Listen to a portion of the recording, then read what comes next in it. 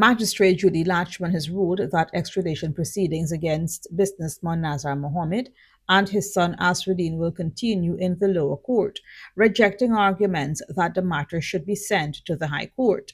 The magistrate handed down her decision on Wednesday after hearing submissions from both sides. The proceedings are set to commence on January 6th, targeting the father and son who have been indicted in the United States on fraud and gold smuggling charges.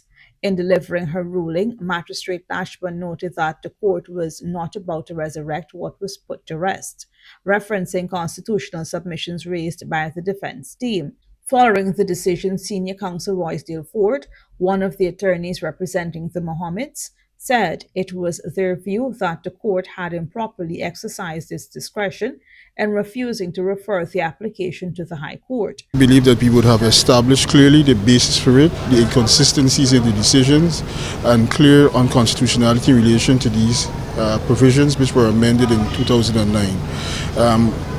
We are entitled to approach the High Court itself as part of the procedural process set out in the Constitution. We ought not to have gone to the High Court initially. That is why we made the initial application, so we could get past this prosecutorial and stage in the process. We intend to go to the High Court. It is our right, it is the client's right to go to the High Court, and we will be going there as part of this process. Attorney Terrence Williams, representing the interest of the U.S. government, welcomed the ruling, telling reporters he was pleased to move forward, noting that the decision addressed all the issues raised. They have had their chance to raise their objections. They raised them, the court ruled. That is due process. And so we hope that in January we will be able to conduct the proceedings.